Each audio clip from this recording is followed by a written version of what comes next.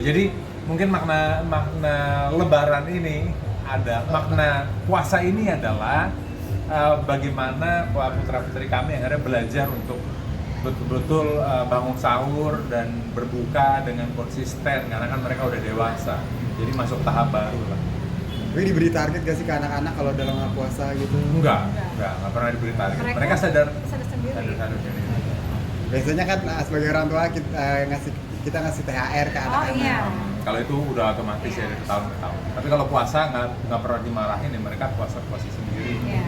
Gitu. Jadi kayak tahun kemarin anak-anak tuh yang cowok ya, kalau cewek pasti ada yang ini ya kan, ada yang timurnya. Kalau cowok kita seneng gitu karena tanpa diminta, dengan kesadaran sendiri sudah terlatih mereka dia itu puasa full dan kita kasih reward.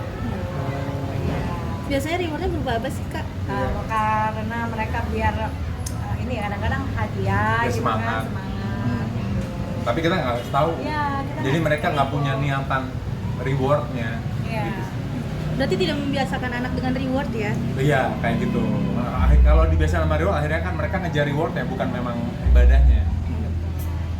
Mas, ini kan bisa dibilang kan di momen bulan suci Ramadan ini kan pada saat di awal aja sudah adanya musibah bencana, salah satunya banjir nih yang melanda Jabodetabek. Kalau Mas sendiri mungkin melihat adanya bencana tersebut, apalagi ini kan di bulan berkah ya Mas ya, mungkin seperti apa Mas? Oke, tentunya kan kita nggak minta ya musibah ya, Dika. Nih, Dika yang di video ini Dika. Dari sini dik, nggak kelihatan dari sini. Dari sini Dik, lanjut ya. Oke, kalau saya pribadi menanggapi banyak yang musibah yang terjadi di saat Ramadan ya, namanya musibah itu kan rezeki, jodoh, kematian gitu. Musibah kan kita nggak tahu ya, jadi ya menanggapinya ujung-ujungnya harus mengikhlaskan apapun yang sudah ditakdirkan begitu, lalu kita lihat apa yang bisa dipelajari dari kejadian itu sih gitu. Karena mau itu musibah, mau itu keberuntungan, semua itu adalah bentuk cobaan gitu. Karena kan keberuntungan itu juga cobaan gitu. Masih ingat nggak sama pencipta gitu? Itu sih. Jadi ya apa yang bisa dipelajari dari itu semua, baik yang tertimpa, baik kita yang tidak tertimpa musibah tersebut, apa yang dipelajari gitu.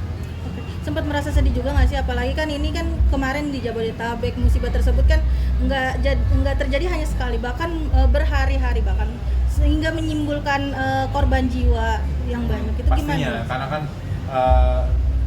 saya juga punya empati ya, jadi merasakan kalau di tempat mereka itu seperti apa begitu. Nah jadi ya udah otomatis kalau saya pribadi, apalagi istriku ya yang punya empati itu, apalagi ini bulan Ramadan kan, ada yang banjir, ada yang kebakaran juga kan waktu itu ya begitu. Jadi ya udah otomatis merasakan kesedihan mereka. Dengan adanya bencana bisa dibilang tuh 3 bulan berturut-turut ini menjadi salah satu peringatan dari Tuhan juga nggak sih Mas, kalau menurut Mas? Nah jadi peringatan dari Tuhan itu tidak melulu dalam bentuk bencana ya, dalam bentuk nikmat juga itu juga peringatan sebetulnya. Jadi ya tergantung kita ngeliatnya dari sisi yang mana.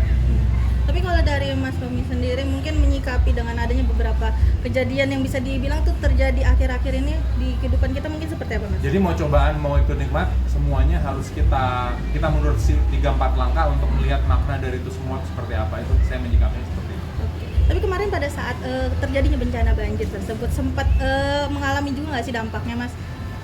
Kebetulan rumah kita nggak kena banjir ya, jadi ya dampaknya cuma hujannya deres saja, nggak berhenti rasanya seperti itu ya.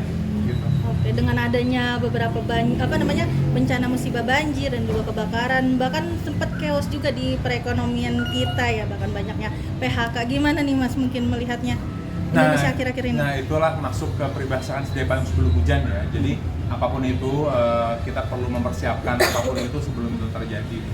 Oke, kalau dari Mas Romi sendiri untuk antisipasinya seperti apa Mas? Antisipasinya ya, kalau kan kebetulan tergantung nih, saya balikin nanya antisipasi apa dulu?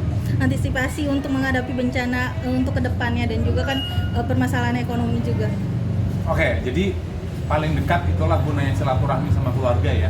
Kalau bencana kan nggak ada seorang pun yang minta begitu. Nah jadi antisipasinya kalau saya perbanyak silaturahmi dengan teman dan keluarga, karena mereka lah justru nanti akan bantu gitu. Jadi saya nggak mempersiapkan spesifik musibahnya apa, tapi semakin banyak teman dan keluarga, ya akhirnya nanti akhirnya mereka yang bantu kita.